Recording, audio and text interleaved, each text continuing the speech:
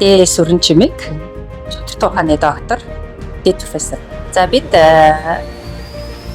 зохиогчийн хувьд яг судлаачийн хувьд олон жилээр тоолох цаг хугацааны ажил яг энэ номыг зохиож бүгдийг ярилцаж өгсөн ярианаас хойш тийм ч биш хугацаанд хийсэн ажлынхаа нэгтгэдэг өнөөдөр олон нийтэд танилцуулж байна. Бид нар 900 сургаал 3 бот суурь бүтээлийг өнөөдөр нээж байна.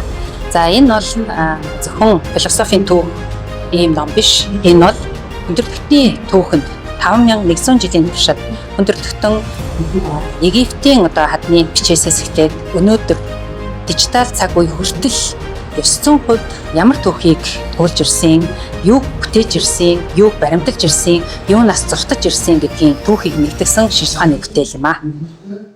Өндөрлөгтний 900 түүхийг нэгтгэн шин санаа оноо өгөх 900 сургаал номын нээлт маань ийхүү оргин дэлгэр болж өндөрлөж байна.